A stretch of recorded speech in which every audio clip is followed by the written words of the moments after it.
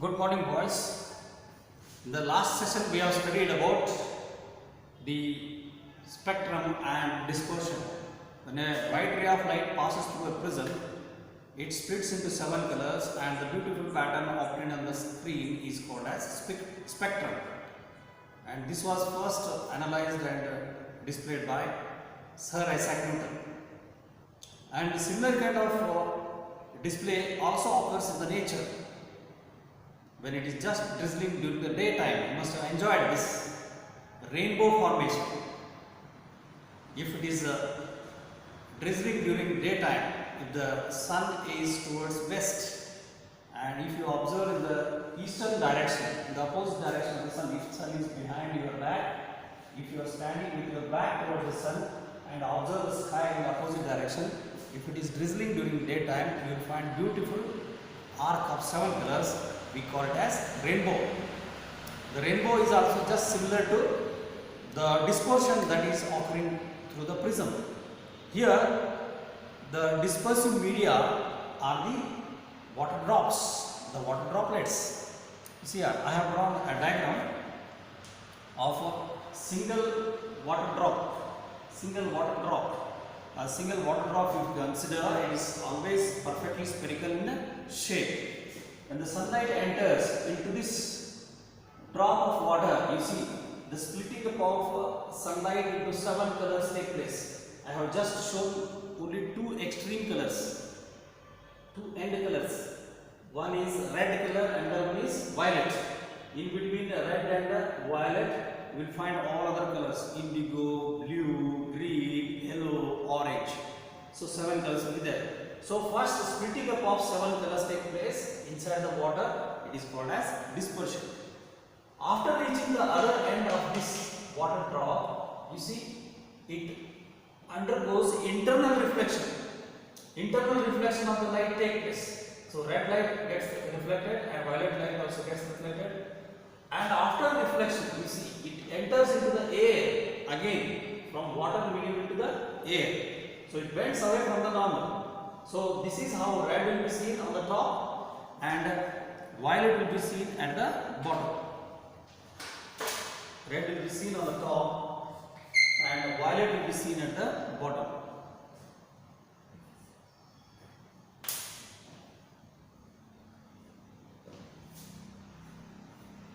So if you extend this, the red appears to come from top surface and the violet appears to come from bottom surface. So this is how we will be able to see spectacular display of 7 colors. In between red and violet, these 2 extreme colors, you will find orange, yellow, green, blue, indigo. But violet and indigo are not prominent colors for our eyes, so they will not be seen so clearly. So the colors from blue onwards, blue, green, yellow, orange, red will be seen very clearly. It appears as a beautiful arc of 7 colors. The formation of arc is due to, again, these millions of droplets which are falling in the form of a continuous stream of water droplets. When the millions of sun rays enter through these millions of water droplets, the rays which are going to form at a particular angle, red is formed at one particular angle, so orange will be at another angle, followed by yellow and orange, yellow, green, blue, and so on, indigo blue. These are forming at a particular angle. So they form cones. They are going to form cones in our eyes. When they form the cones in our eyes, it actually appears like a beautiful arc of 7 colors. This beautiful arc of 7 colors is called rainbow. So the rainbow occurs due to refraction. You see, when it enters into the water drop, splitting up of light takes place. That splitting is called as dispersion. Before dispersion, it is bending. It is called refraction. So refraction takes place, dispersion takes place, internal reflection takes place, and again refraction takes place. So you can just write the rainbow is because of dispersion, internal reflection, and refraction. As a result, we will be able to see spectacular display of 7 colors. And that again shows that the sunlight consists of 7 colors. Again it shows that sunlight consists of 7 colors. So in general white light also consists of 7 colors. Okay, fine. That's about rainbow formation. Now next one is atmospheric refraction. You must have observed on hot summer days, just above the road surface, if you observe from far distance, you will find some kind of wavering, as if something is moving. And if you observe the trees and the crops, if you observe the trees, the crops, and far away mountains, they will be appearing like wavering or kind of flickering. So this apparent or random wavering or flickering of objects as seen through the turbulent stream of hot air, rising above the hot surface, like fire or radiator of the vehicle, hot radiator from the top surface. If you observe, you will find a kind of flickering or wavering. So that is due to atmospheric refraction. What happens exactly? From the hot surface, like from the hot fire, when the flames are rising up, the air on the surface of that hot radiator or hot object, air becomes lighter, and lighter air is less dense. When it is less dense, its refractive index is lower than the cooler air which is surrounding it. I think you got it. So the rays of light which are entering from the cooler air region into the hotter air region of this hot air, the bending of ray of light take place. As a result of bending of ray of light, the objects which are seen through that particular region, they appear to be changing their position. The changing in position is because of this air layers on the hot surface of flame or hot surface of the radiator.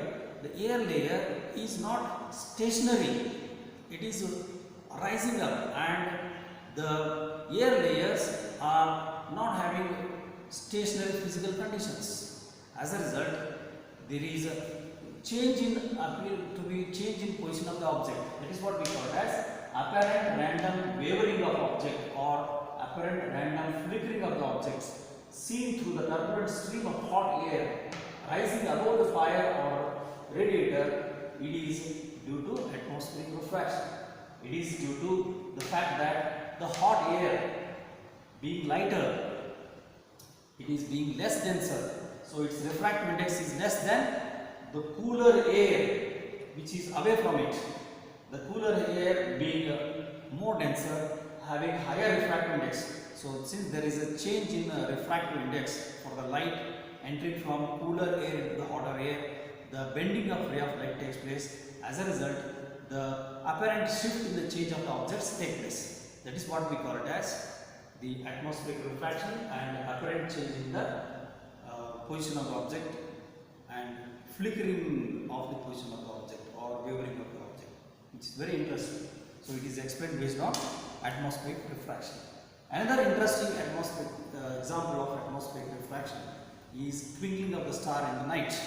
You must have enjoyed the twinkling of stars. Okay, now look at this. These are the stars. This is the actual single star. Okay, the star appears to be as a point-sized source of light, which is at a far distance away from us. It is a far distant object. Usually we call it as it is at infinity. The star appears to be like a point source of light, which is far away distance from us. When the light enters into our Earth's atmosphere, the light has to pass through different layers of Earth's atmosphere having different densities. As you go to the higher and higher altitudes, the density of air goes on changing. The density of air goes on decreasing. So the ray of light is entering from layers of lower density of air into the layers of higher density of air. As a result, bending of ray of light towards the normal take place. When the bending of ray of light towards the normal take place, there it appears as if the position of the star appears to be shifted. The position of the star appears to be shifted. So this is the actual ray. After entering into the atmospheric layers, it bends and enters into the eyes, enters into our eyes. But we do not see this position. We see the actual position of the star to be like this one. If we extend it back in a straight path, the star appears to be in this position. So this change in shift in position of the star takes place. This apparent shift in the position of the star leads to twinkling of stars. This apparent shift in the position of the star is because of atmospheric refraction. So as you come down to the surface of the earth, refractive index of the layers of the earth goes on decreasing. Refractive index of air layers, refractive index of atmospheric air layers of the earth goes on it goes on increasing, because as you go to the higher and higher altitudes, the air goes on becoming thin. The density of air goes on decreasing. So the ray of light is entering from lower density of air into the air layers of higher density. As a result, ray of light bends towards the normal. So it bends towards the normal. So when we observe, this is the actual position of the star. The stars appear to be present here. But again, this is not stationary, because the air layers which are there in the atmosphere, they are not stationary. There will be always certain kind of variation in the physical conditions. There will be always variations in the physical conditions of these air layers. Always there is a variation in the densities. As a result, you will find flickering, you will find frequent apparent change in the position, frequent change in the position. This is what we call it as twinkling of stars. This is also associated with the change in brightness of the star. You will be observing the star brightness to be increasing and decreasing, increasing and decreasing. This increasing in intensity and decreasing in intensity is also again due to the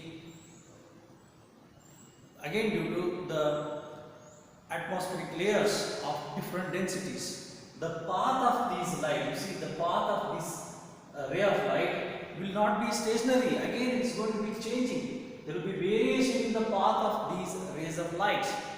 Variation in the path of rays of light. As a result, you will see apparent change in the position of the star. Apparent shift in the position of the star. This is what we call it as twinkling of star. And since the star is a point source of light, so its intensity, its brightness appears to be also increasing and decreasing. Fluctuation in the intensity takes place because of the fact that the ray of light is entering through different layers of atmosphere. The physical conditions of these atmospheric layers is not stationary. It is going on varying. So physical conditions of the atmospheric layers, since it is varying, because of which the ray of light which is coming from a point source of light appears to be increasing, decreasing. This is how we explain twinkling of star, again as a result of atmospheric refraction. But when you observe the planets do not twinkle. Planets do not twinkle. And even if when you compare the size of the planets with the size of the stars, the planets appear to be larger in size, and planets are very closer to the Earth. Since they are present in our own solar system, the planets are quite closer to our Earth, and these planets are observed as a kind of extended source of light. These planets do not twinkle. The reason is they appear as extended source of light. Extended source of light. Whereas the stars are point source of light, since they are very far away. Very far away, they are appearing a point source of light, extended source of light. Extended source of light means you can imagine in that extended source of light there are millions of point sources, millions of point sources of light. So whatever the variation of intensity that take place, it gets nullified, since it is an extended source of light in which it consists of, you can imagine, large number of point sources clubbed together in one particular disk, in one particular circular disk that appears as a planet.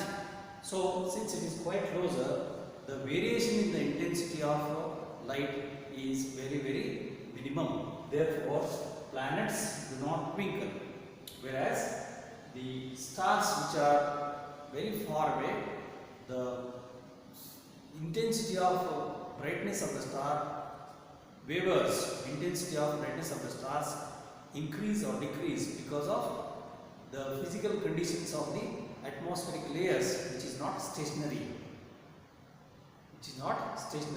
And apparent change in the position of the stars also take place because of the atmospheric refraction, bending of ray of light towards the normal, as it enters from higher refractive index, as it enters from lower refractive index layers of atmosphere into the higher refractive layers of atmosphere as you come down. So the density of air goes on increasing as you are approaching towards the surface of earth.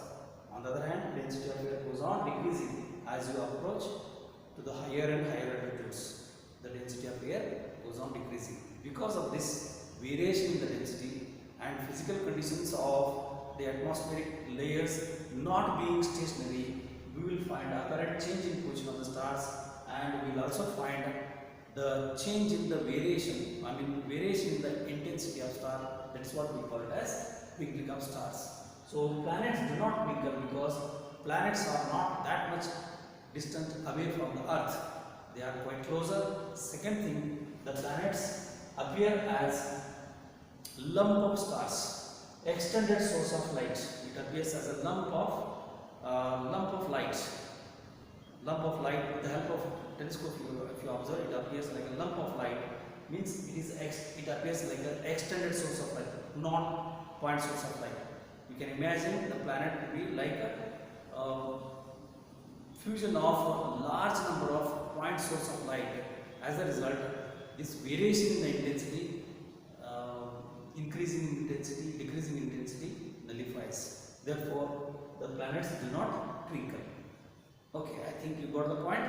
In the next session, we will learn about advanced sunlight and advanced sunset. Advanced sunlight, advanced sunrise and delayed sunset. Advanced sunrise and delayed sunset. It is also due to atmospheric refraction. The actual sunrise that we see, it is advanced by 2 minutes. The actual sunrise that we see early in the morning, it is actually advanced by 2 minutes. And the sunset that we see in the evening, the sunset that we see in the evening, it gets delayed by 2 minutes. So total delay in the entire daytime is by 4 minutes. How is it happening? We are going to see in the next session. It is also again due to atmospheric refraction. Thank you. Have a nice day. Good day. Bye.